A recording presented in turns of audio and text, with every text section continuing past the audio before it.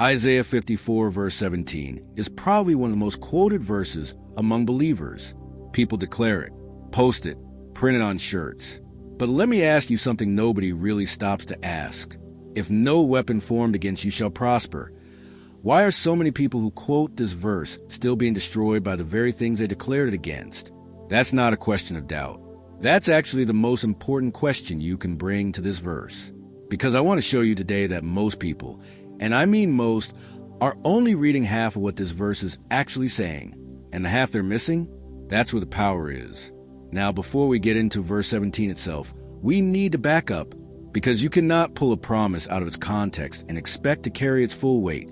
Isaiah 54 opens with God speaking to a woman, barren, forsaken, her life looking like evidence that God had moved on without her. And God doesn't open by correcting her.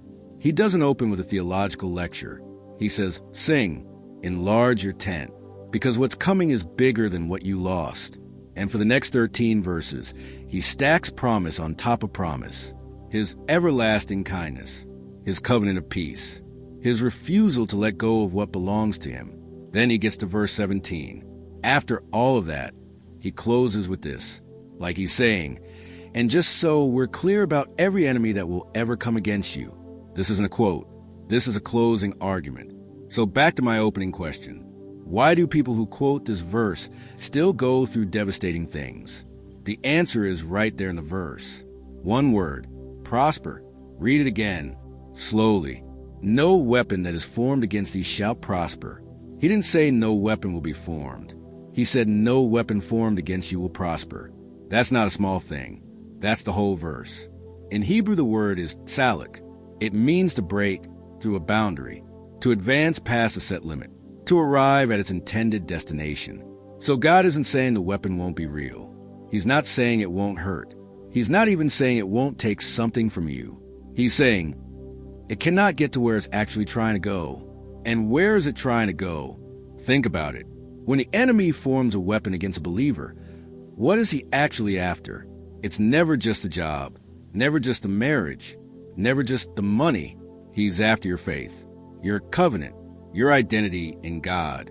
That's the intended destination. And that is what shall not prosper. Now, the verse doesn't stop there. It moves to something a lot of people are completely unprepared for. Every tongue that shall rise against thee in judgment thou shalt condemn. After every visible attack, the voices come. Some belong to enemies. Some, and this is the painful one, belong to people who were supposed to be in your corner. Maybe you didn't have enough faith. Maybe there was sin in your life. Maybe God is trying to tell you something.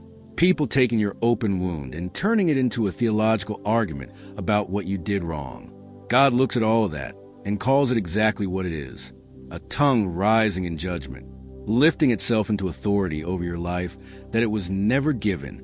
And his response is a legal one. Condemned. Verdict rendered. Case reviewed. Accusation didn't hold. You don't have to answer every voice. You don't have to defend yourself in every courtroom your enemies drag you into. There's a higher court, and God doesn't lose cases. Now here's the line most people sprint past on their way to celebrating the promise. This is the heritage of the servants of the Lord. Heritage, not a reward. An inheritance. Something secured before you got here. Something that belongs to you because of your position, not your performance. God is saying this protection isn't something you qualify for on your good days and forfeit on your bad ones. It's your birthright as a servant of the Lord. And then he seals it.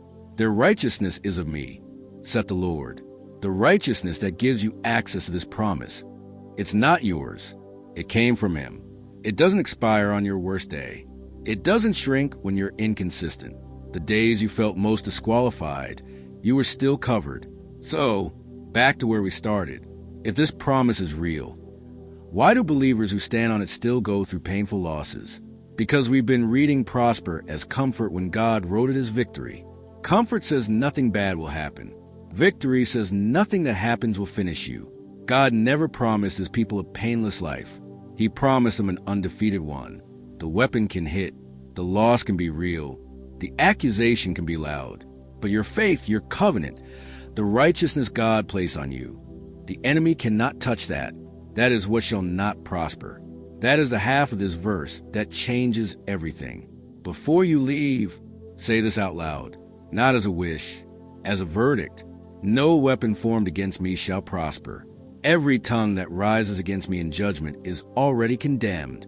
This is my heritage. My righteousness is of God. That's not you speaking into the air. That's you agreeing with what God already declared. Walk in it. If this opened the verse up for you, share it. Someone in your life right now is quoting this verse and still feeling defeated because they're only holding half of it. Subscribe to Grace Daily. Drop a comment below. I want to know what God showed you today. God bless you. The weapon has a ceiling. God said it before the weapon was ever formed.